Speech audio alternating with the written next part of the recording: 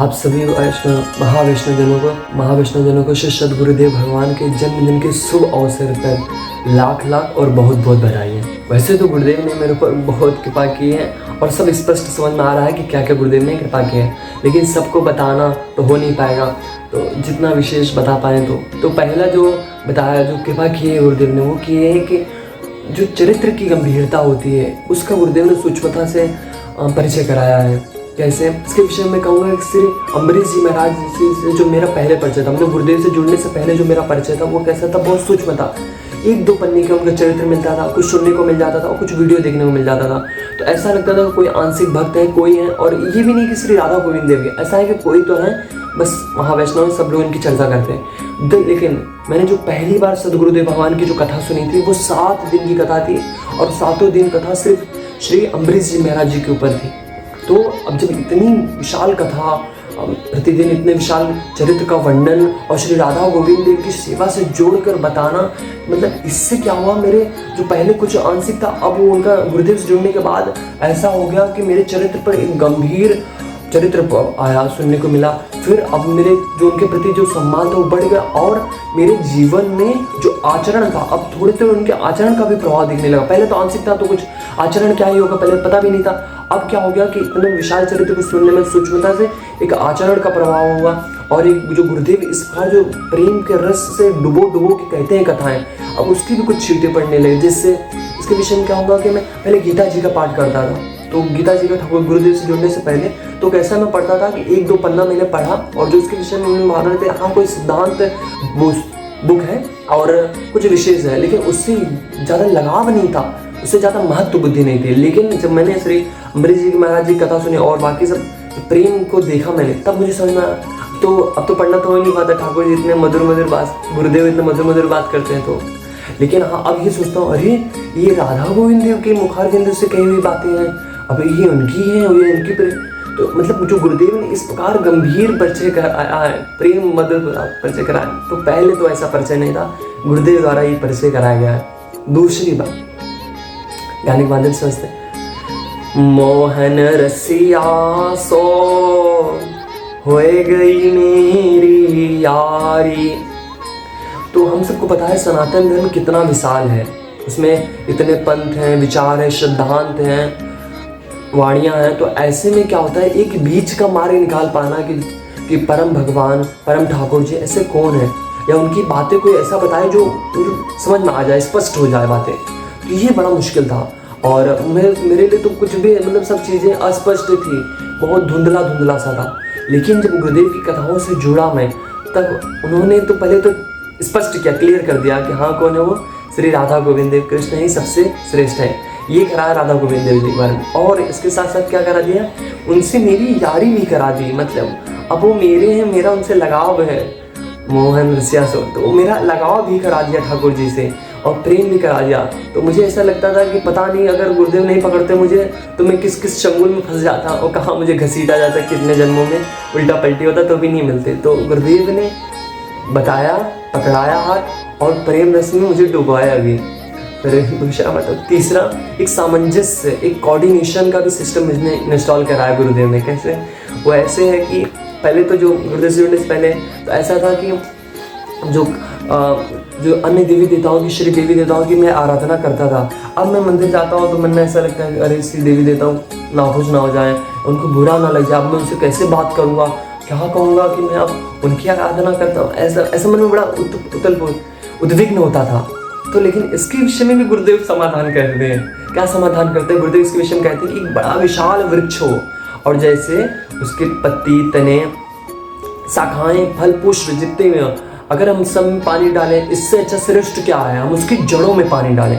तो गुरुदेव ने इस बात को इतना स्पष्टता से, गंभीरता से, प्रेम बिंदु से समझाया कि तब अब क्या हो गया कि अब मैं मंदिर जाता हूँ, अब मैं श्री हनुमान जी महाराज जी से भी बात करता हूँ, लेकिन अब कैसे, अब मैं ठाकुर जी से जुड़ा हुआ बात करता हूँ। अब मुझे ऐसा लगता है कि हाँ श्री हनुमान जी महाराज जी भी उसी में राजी है, ठाकुर जी की राजी में वो भी राजी हैं। तो अब तो हर जगह राजी हो गया है, मतलब अब अन्य देवी देवताओं के प्रति जो असमंजस होता था वो अब सामंजस्य हो गया है, अब प्रेम का बांध बन गया है। तो गुरुदेव ने इसको भी बड़ा सुगमता से बना दिया है। चौथी बात क्या है, गुरुदेव ने आनंद की पोटली भी दी है, ये दी है। वो कैसे दिया है कि इसके पहले गुरुदेव से जुड़ने से पहले कैसे रहता था कि मैं जो खुश होता था या जो आनंद में डूबता था वो कैसे होता था कि जैसे मैंने कुछ पिक्चर देखी तो या कुछ सुना तो उसको सुनने पर तुरंत ही जो खुशी हो वही थी और उसके बाद कुछ नहीं होती थी। लेकिन गुरुदेव ने जो कथाओं के माध्यम से मुझ तक पहुँचे तो उसमें कैसा हो गया कि वो मेरे स्मरण में भी आ गए। जैसे कि मैं कभी कभार रास्ते में जाते जाते मुस्कुराने लगता हूँ, कभी कभार हंसने लगता हूँ, खुश हो जाता हूँ, कभी गुनगुनाने लगता हूँ। जैसे श्री दादा रहमान जी के चरित्र में कहते हैं, नैनन जुगल की शोर बसे मन अब जग में नाही लगे। तो अब गुरुदेव मेरे स्मरण में आ गए हैं। जो आनंद की किसी और के ऊपर डिपेंडेंसी थी उसको भी खत्म करके अब जो अच्छा वाला आनंद था, जो बड़ा अच्छा वाला आनंद था, उससे जोड़ दिया गुरुदेव ने। तो चौथा जो स्मरण था उस तो गुरुदेव ने आनंद की पोटली जो ये स्मरण स्वरूप है ये दे दिया कि अब कभी भी मैं स्मरण करूँ तो आनंद होने लगता है जो गुरुदेव की कृपा से।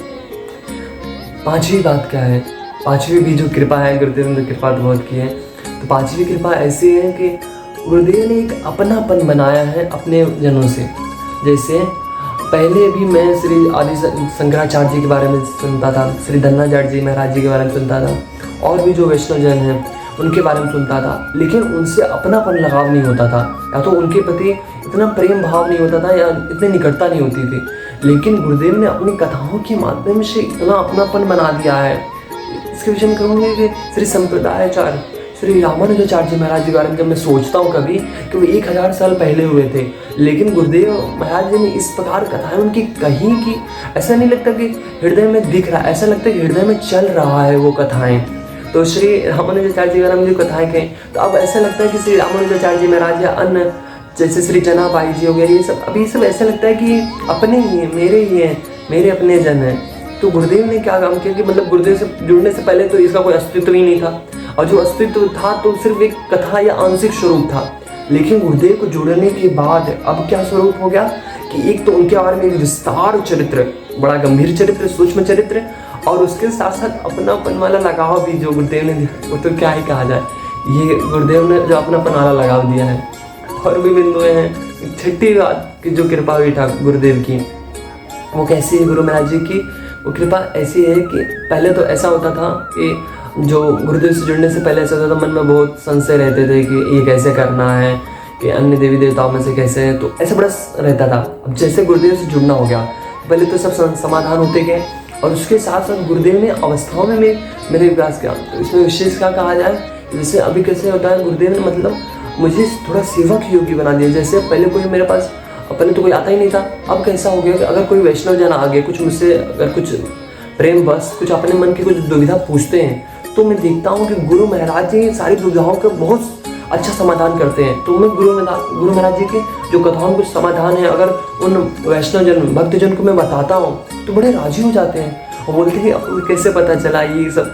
तो मैं उनको क्या कहूँ कि ये सब मेरा ही नहीं, तो गुरु महाराज जी अपनी कथाओं में बार बार कहते रहते हैं। तो मैं ये भी देखता हूँ कि गुरु महाराज जी ने थोड़ा मेरे अंदर भी ऐसी योग्यता दे दी कि जहाँ पहले मैं कुछ भी नहीं कर पाता था अपने लिए भी, अब गुरु महाराज जी ने पहले तो मुझे पकड़ा, हाथ पकड़ाया राधा गोविंद देव का, फिर प्रेम दान दिए, और फिर अब गुरुदेव थोड़ा बहुत तो दूसरे का भी समाधान अपनी कथाओं के माध्यम से मेरे द्वारा ही करा देते हैं। तो जो छठी बात है कि गुरुदेव थोड़ा सा सेवा में भी मुझे ले लिए कि दूसरे के भक्तजन भी कोई आते हैं, कोई मन में संकट पूछते तो वो भी समाधान कर देता हूँ। और छठी बात जो सबसे ज़्यादा है, क्या बात है, हो सकता था मैं ठाकुर जी के बारे में कुछ पढ़ लेता, कुछ सुन लेता। ठाकुर जी के बारे में बहुत सारे वर्णन हैं, श्री सूरदास जी महाराज हो गए, श्री परमानंद दास जी महाराज हो गए, बहुत लिखे हैं। लेकिन एक चीज़ नहीं होता, अगर मैं उनसे जुड़ जाता तो उनसे उतना प्रेम नहीं होता। और गुरुदेव ने कहते भी हैं अपने कथाओं में कि राधा गोविंद देव कैसे आते हैं, वो संबंध से आते हैं।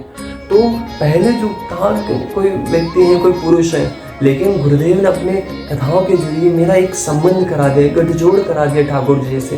कैसा गठजोड़ कराया, ऐसा वैसा वाला नहीं, दासी वाला गठजोड़ कराया है।